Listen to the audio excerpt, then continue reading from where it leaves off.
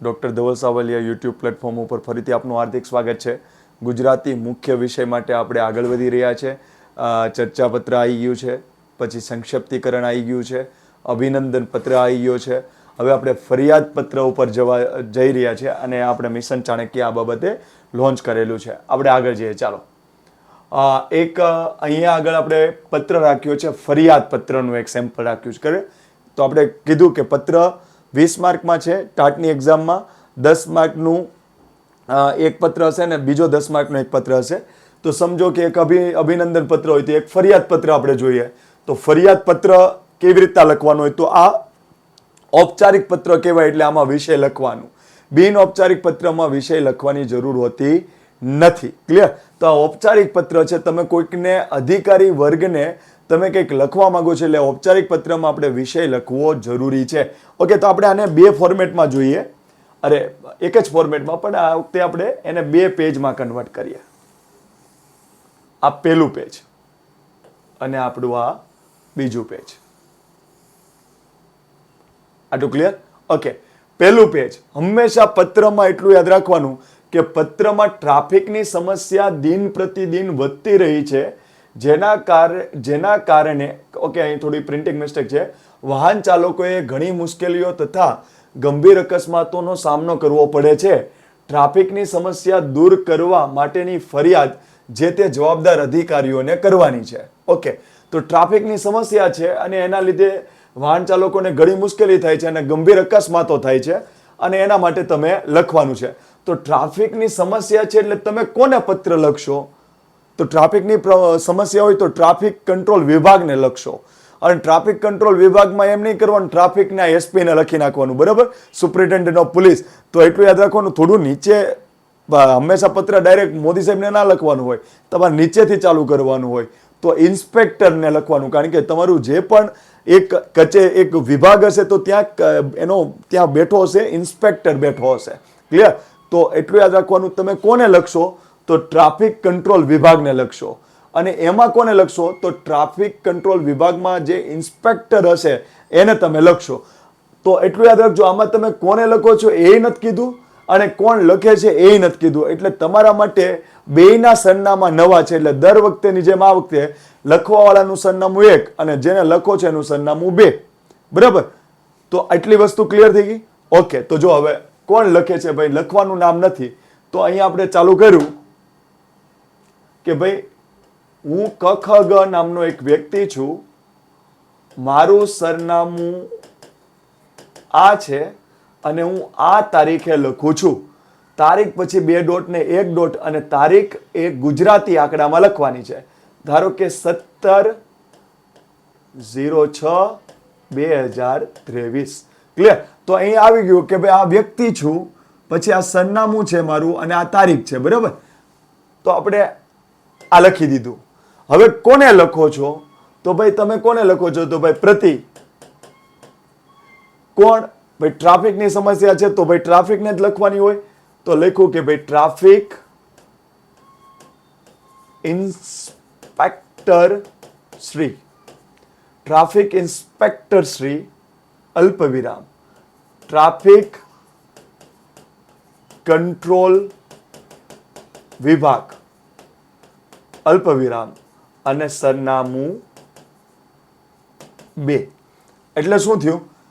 Okay, અહીંયા સરનામું 2 એટલા માટે લખવામાં આવે કે ભાઈ ટ્રાફિક કંટ્રોલ વિભાગ આખા ગુજરાતની નથી, તમારા જે તે પ્રદેશ, જે તે વિસ્તારમાં રહો છો ત્યાં તમને ટ્રાફિકની સમસ્યા આવે છે, એટલે અહીંયા તમારે સરનામું 2 લખવું પડે. તો પ્રતિ traffic inspector Shri traffic control વિભાગ, ભાઈ આ પદ છે એટલે એનો વિભાગ લખવો પડે. બરાબર? આ કોઈ એક વ્યક્તિને નથી લખતા. Traffic inspector Shri traffic control વિભાગ, સરનામું 2 અને એટલું યાદ રાખવાનું, અલ્પવિરામ અલ્પવિરામ અલ્પવિરામ ડોટ. આટલું ક્લિયર? હવે આ ફરિયાદ પત્ર છે એટલે ફરિયાદ કઈ બધી વાતની ફરિયાદ ના હોય. બરાબર? જનરલાઇઝ નથી. અભિનંદન એટલે અભિનંદન, પણ આમાં ફરિયાદ છે એટલે તમારે કઈ બાબતની ફરિયાદ છે? તો પેલો વ્યક્તિ લેટર વાંચતા એને ખબર પડવી જોઈએ કે આ ભાઈ હવે મામૂલી બાબત છે, આને ધ્યાન નથી લેવાનું. તો એ વિષય વાંચશે પછી એમ કહેશે કે ઓકે આ ગંભીર મુદ્દો છે તો આને મારે ધ્યાનમાં લેવું જોઈએ. તો અહીં તમારે વિષય લખવો પડે. તો વિષય લખ્યા પછી 2 ડોટ કરીને કે ભાઈ ટ્રાફિક સમસ્યા બાબતનો પત્ર. બરાબર, ટ્રાફિક સમસ્યા બાબતે પત્ર.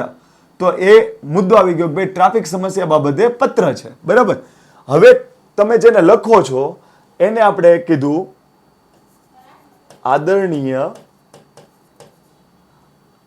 આદરણીય સાહેબશ્રી.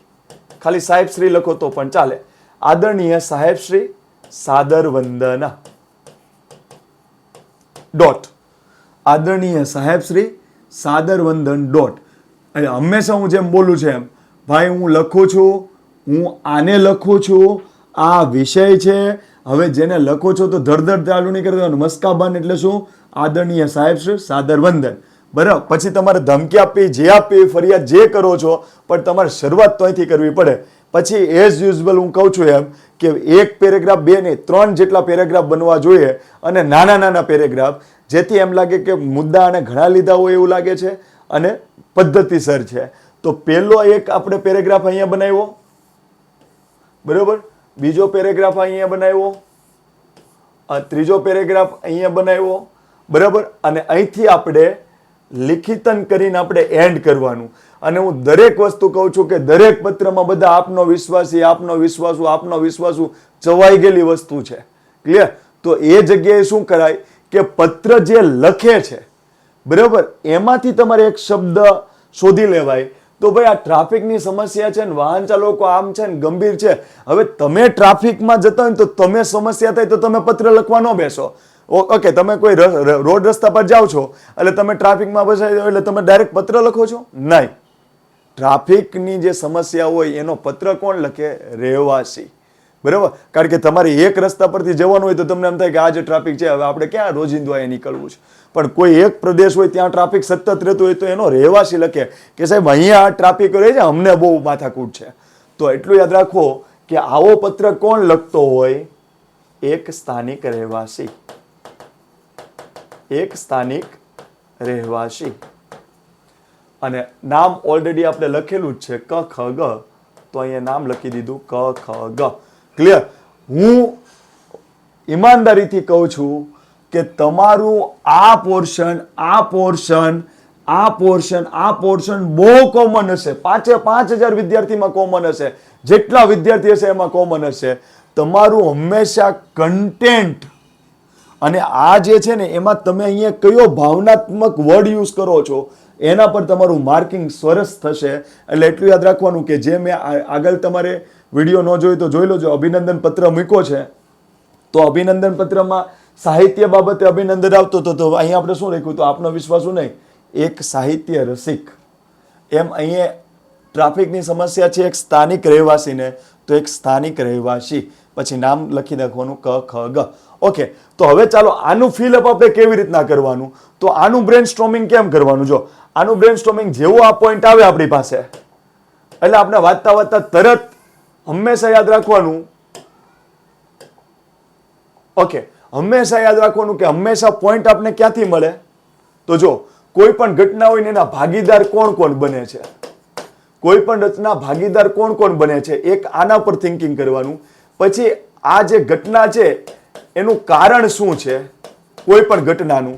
અને ત્રીજી વસ્તુ કે સામાજિક, આર્થિક, રાજકીય, સાંસ્કૃતિક આવા સંબંધમાંથી કોઈ સંબંધ આમાં બેસે છે તો તમારે હંમેશા, કારણ કે તમારે પેપરમાં તમારી પાસે કોઈ વિચારવાનો સમય નહીં હોય, અત્યારમાં જેમ હું લખી રહ્યો છું એવો સમય નહીં હોય, એટલે તમારા મગજમાં હંમેશા ફિક્સ રાખવાનું કોઈ પણ ટોપિક આવે તો આ ટોપિકના ભાગીદાર કોણ કોણ છે, ઓકે, આ ઘટનાનું કારણ શું છે અને આ ઘટના સામાજિક, આર્થિક, રાજકીય કે સાંસ્કૃતિક શેમાં પડે છે તો એ તમારે એમાં ઇન્વોલ્વ કરી દેવાની. બરાબર?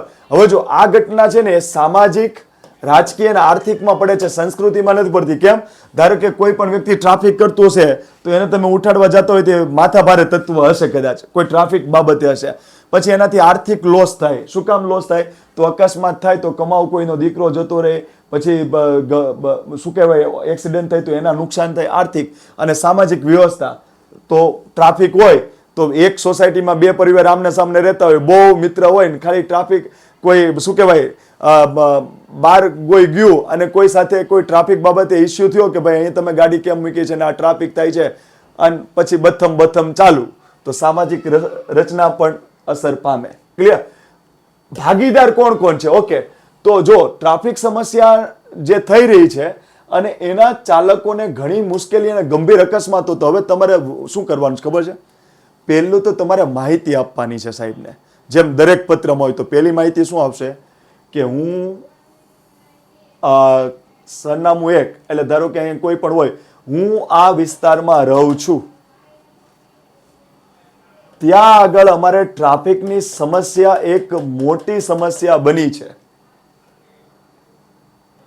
જે બાબતે હું આપશ્રીનું ધ્યાન દોરવા માટે આ પત્ર લખી રહ્યો છું. એટલે પેલી માહિતી સાહેબને માહિતી આપે છે કે હું આ વિસ્તારમાં રહું છું. જે ઓકે, તમે આવું પણ લખી શકો, કારણ કે પોલીસ તંત્ર હોય એના એક ક્ષેત્ર હોય, તો બરાબર, તો સાહેબને એવો ઉલ્લેખ આપણે કરી શકીએ કે હું આ વિસ્તારમાં રહું છું, જે તમારા ટ્રાફિક કંટ્રોલ વિભાગ હેઠળ આવે છે. ત્યાં અમારે બૃહદ ટ્રાફિક સમસ્યા બની રહી છે, જેનાથી વાહન ચાલક તરીકે ઘણી મુશ્કેલીઓ અનુભવાય છે અને ગંભીર અકસ્માતો થઈ રહ્યા છે. તાજેતરમાં જ એક ગંભીર અકસ્માત થવામાં નાના એવા બાળકનું દુઃખદ અવસાન થયું છે. તે બાબતે હું આપને પત્ર ફરિયાદ સ્વરૂપે લખી રહ્યો છું. તો આ પ્રાથમિક માહિતી થઈ. બીજી માહિતીમાં શું આવશે? બીજી માહિતી હંમેશા હાર્દ સ્વરૂપે હોય, કારણ કે મેન કન્ટેન્ટ છે. અને છેલ્લી માહિતી ફરિયાદ હોય તો ધમકી હોય, એટલે પ્રોફેશનલ ધમકી. અભિનંદન હોય તો એને વધુ કામ કરવા માટે પહેરવાનું હોય, તો છેલ્લો પેરેગ્રાફ એ હોય. પેલો પેરેગ્રાફ હંમેશા માહિતી હોય કે આવી સમસ્યા છે, હું ત્યાં રહું છું, તમારું જે ટ્રાફિક કંટ્રોલ વિભાગ છે એમાં જ આવે છે, અને સાહેબ આનાથી ઘણી મુશ્કેલીઓ તો ગંભીર અકસ્માતના હમણાં જ તાજેતરમાં એક અકસ્માતમાં એક બાળક સંવેદનશીલ બનાવવાનો છે. આ પત્ર ફરિયાદ જો પેલા અધિકારીને લાગુ છે કે ભાઈ આમાં એક્શન લો ને તો વાટ લાગી જશે આપણી, બરાબર? તો ખાસ એ લેવલે આપણે આગળ વધવાનું છે, એટલે તમે એના પર ફોકસ કર્યું. ઓકે, બીજું પેરેગ્રાફ આપણે શેના પર મૂકવું છે? જો ટ્રાફિકની પ્રતિદિન વધે, ઓકે, તો તમારે એને ખાલી ખ્યાલ એવો આપવાનો છે કે ભાઈ આવું કેમ થાય છે. તો તમારે એમ કહેવાનું કે જો ટ્રાફિક કેનાથી થતી હોય, તમે જો વિચારો, એક તો ભારે વાહનોને અમુક સમય સુધી નો એન્ટ્રી હોય, બરાબર, પણ ભારે વાહનો ચાલુ થઈ જાય તો પછી ટ્રાફિક વધવા માંડે. બીજું, પેશકદમી કરે. પેશકદમી એટલે શું? ટાઉન પ્લાનિંગ પ્રમાણે સરકારે એવું ટાઉન પ્લાનિંગ આપ્યું હોય, ટીપી, કે એટલો રસ્તો પહોળો હોવો જોઈએ, એટલું મકાન હોવું જોઈએ, એટલી પાર્કિંગની વ્યવસ્થા હોવી જોઈએ. તો કોઈ લોકો એ પ્રમાણે બિલ્ડિંગ બનાવે, પછી સરકાર થોડી ઢીલી પડે, એરિયા ડેવલપ થઈ જાય, એટલે ધીમે ધીમે આગળ શું કહેવાય, ઓટલા બનાવવા મળશે, પછી એનું પાર્કિંગ બહાર કરવા મળશે, એટલે બધી વસ્તુ રસ્તા પર આવશે. અને રસ્તો જેટલો પહોળો એની જગ્યાએ સાંકડો થાય એટલે ટ્રાફિક ઓબ્વિયસલી થવાની છે. તો પેશકદમી થવી, ભારે વાહનો ચાલવા માંડવા, બરાબર, ટાઉન પ્લાનિંગ ફોલો ન કરવામાં આવે, પછી કોઈ પણ વ્યક્તિ અસ્તવ્યસ્ત પાર્કિંગ કરે, બરાબર, અને માથાભારે તત્વો હોય, કોઈનું માને નહીં, રહેવાસીનું કે કોઈ દુકાનો ચલાવતો એનું ના માને, તો એવી રીતના કોઈ ટ્રાફિક થતી હોય તો તમારે બીજો મુદ્દો શું લખવાનો છે કે ટ્રાફિક નિયમોનું અહીંયા સતત ઉલ્લંઘન થઈ રહ્યું છે. ભારે વાહનો નો એન્ટ્રીના સમયે પણ અમારા વિસ્તારના આસપાસના રોડ રસ્તા પરથી પસાર થાય છે. સરકારે આપેલી ટાઉન પ્લાનિંગને શું કહેવાય, એનું ઉલ્લંઘન કરીને ધીમે ધીમે રસ્તા ઉપર પેશકદમી કરવામાં આવી છે. આ વગેરે કારણોના લીધે અમારી ટ્રાફિકની સમસ્યા એ દૈનિક નહીં પણ રોજિંદી બની ગઈ છે, જેના લીધે અમારે વાહન ચાલકો તરીકે ઘણી મુશ્કેલી અનુભવાય છે અને અમારા ઘરને, અમારા રહેણાંક વિસ્તારની આસપાસ અવારનવાર ગંભીર અકસ્માતો થાય છે. અમે આની વારંવાર ફરિયાદો તમારા વિભાગને કરી છે, છતાં પણ એને ધ્યાનમાં લેવામાં આવી નથી. જો હવે આ ફરિયાદને ધ્યાનમાં લેવામાં નહીં આવે તો અમે ગાંધી ચિંધ્યા માર્ગે આંદોલન કરવા પણ તૈયાર છીએ. તો આવી સરળ માહિતી આપી દેવાની, કારણ કે અહીંયા ભગતસિંહ બોલવાનું નહીં, કારણ કે ભગતસિંહ બોલવામાં આવશે તો સામે પોલીસ તંત્ર પણ ભગતસિંહ જ બનશે. તો હંમેશા એટલું યાદ રાખવાનું કે કલમની તાકાતથી તમારે, ગાંધીની તાકાતથી તમારે આગળ વધવાનું છે. એટલે તમારે અહીંયા ગાંધી બાપુને આગળ કરવાના છે, ભગતસિંહને આગળ કરવાના નથી. આટલું ક્લિયર? તો તમારે અહીંયા કેટલી વાત આવી કે ટાઉન પ્લાનિંગ ફોલો નથી થતું, રસ્તા ઉપર પેશકદમી થાય છે, જે ભારે વાહનોને માટે નો એન્ટ્રી છે, છતાં પણ એ નો એન્ટ્રીના સમયગાળામાં પસાર થાય છે અને અહીંયા ટ્રાફિકની ભરપૂર નિયમોનું ઉલ્લંઘન થઈ રહ્યું છે. અને અમે આવી ફરિયાદ અવારનવાર તમારા વિભાગને કરી છે, પરંતુ એનો પગલાં લેવામાં આવ્યા નથી. તો અમે તમને ટ્રાફિક કંટ્રોલના પીઆઈને તમે જાણ કરીએ છીએ કે તમે પગલાં લો, નહીંતર અમે ગાંધી ચિંધ્યા માર્ગે આંદોલન કરવા પણ તૈયાર છીએ. હવે હંમેશા નીચેનું જે એન્ડિંગ હોય એ હંમેશા અભિનંદન આપતા હોય તો આકર્ષક હોવું જોઈએ, ફરિયાદ કરતા હોય તો આકર્ષક હોવું જોઈએ. તો તમે સાહેબને થોડું આકરા શબ્દમાં કીધું, પછી પાછું એને વાળી લેવાનું છે. એટલે શું કે સાહેબ શ્રી, આપ આ બાબતે સવિશેષ ધ્યાન આપીને અમારા પ્રશ્નનું નિરાકરણ કરો એવી અમને અપેક્ષા છે. અને એવી રીતના આને એન્ડ કરવાનું અને નીચે લખી નાખવાનું, લિખિતન એક સ્થાનિક રહેવાસી. ઓકે, તો આ લેટર હોય, ફરિયાદ પત્ર હોય કે ગમે તે હોય, આ કોમન, આ કોમન. પછી ફરિયાદ પત્ર હોય, ઔપચારિક પત્ર હોય કલેક્ટરને, તો એમાં વિષય લખવાનો આવે. ઔપચારિક પત્ર હોય તો આ બે વસ્તુ કોમન, પણ એમાં અભિનંદન હોય તો વિષય લખવાનું હોય નહીં. તો એટલું યાદ રાખજો, ઔપચારિક પત્ર આગળ આવી ગયા એ બધામાં એટલું યાદ રાખજો, આ બધે કોમન હશે. પણ અભિનંદન પત્ર વાળું ઔપચારિક હોય તો એમાં વિષય લખવાનું આવે નહીં, બાકીનું આ બધું કોમન. બરાબર. અને હંમેશા કહું છું, લિખિતનમાં અહીંયા એકદમ સંવેદનશીલ શબ્દ જ લખવાનો. આપનો વિશ્વાસુ હવે ચવાઈ ગયેલો શબ્દ છે, એની જગ્યાએ એક સ્થાનિક રહેવાસી, સાહિત્ય રસિક, બરાબર, શિક્ષણવિદ, રમતવીર, બરાબર, તમને જે અનુકૂળ જેવો ટોપિક હોય એ પ્રમાણે. અને પછી ક ખ ગ. ઓકે, કન્ટેન્ટમાં હંમેશા પત્રમાં પહેલું શું, આ માહિતી ક્યાંથી મળી, અને માહિતી નથી તમારે આપવાની છે તો આ માહિતી આ પ્રમાણે છે. તો આમાં તમારે એમ ન લખે કે મને પેપરમાંથી જાણ થયું હતું કે ટ્રાફિકમાં આવી માહિતી છે જે બીજા પત્રમાં મેં લખી છે. નહીં, અહીંયા તમારે શું લખવાનું છું, અહીંયા માહિતી કોઈ જગ્યાએ નથી, મને ખબર છે ને મારે તમને કહેવાની. તો જો હું આ વિસ્તારમાં રહું છું, અમારો આ વિસ્તાર તમારા ટ્રાફિક કંટ્રોલ વિભાગ હેઠળ આવે છે. અમારે ત્યાં ટ્રાફિકની સમસ્યા એકદમ ગંભીર બની ગઈ છે અને એના લીધે વાહન ચાલકોને મુશ્કેલી થાય છે અને ગંભીર અકસ્માતો થાય છે. તાજેતરમાં જ એક બાળકનું ગંભીર અકસ્માત થતાં હું આપશ્રીને ફરિયાદ સ્વરૂપે આ પત્ર લખી રહ્યો છું. બીજો મુદ્દો કે આ સમસ્યા કેના, એટલે બીજો પોઈન્ટ હંમેશા પેરેગ્રાફ મહત્વનો હોય. તો ટાઉન પ્લાનિંગ આમ છે તેમ છે, પછી શું કહેવાય, ભારે વાહનો આવી જાય છે, ટાઉન પ્લાનિંગ ફોલો નથી કરતું, રસ્તા પર પેશકદમી કરવામાં આવે છે, ગમે ત્યાં પાર્કો વાહન ગમે તે રીતે પાર્ક કરવામાં આવે છે, ટ્રાફિકના નિયમો પાલન નથી થતા, એના લીધે આ સમસ્યા છે. અમે ઘણી બધી ફરિયાદ કરી. તમે પત્ર લખતા હોય તો એમ નહીં કહેવાનું કે અમે લોકલ લેવલ ડાયરેક્ટ પત્ર થોડો લખ્યો હોય, ત્યાં કોઈ ટ્રાફિકના અધિકારી હશે ને કહેશો કે સાહેબ અહીંયા ખાલી મોજ મસ્તી નથી કરવાના, એ બધાને રોકવાના છે, એવું કર્યું જશે ને, એ નહીં માને પછી ઓફિશિયલ પત્ર તમે લખો છો એને. ક્લિયર? તો અમે ઘણી રજૂઆત કરી છતાં ન થયું. હવે અમે ગાંધી ચિંધ્યા માર્ગે પણ આંદોલન કરવા અમે આગળ આવ્યા છીએ, પણ તમે ત્વરિત પગલાં લો તો અમે આ નહીં કરીએ. બરાબર? તો એવો એક ઉલ્લેખ આવવો જોઈએ. અને છેલ્લે આપણે શું લખવાનું, એને મોટા ભાઈ બનાવવાના કે સાહેબ શ્રી, આપ આ બાબતનો અંગત અને સવિશેષ રીતે ધ્યાન લઈને આનું નિરાકરણ કરો એવી અમને અપેક્ષા છે. અને આશા લિખિતન એક સ્થાનિક રહેવાસી.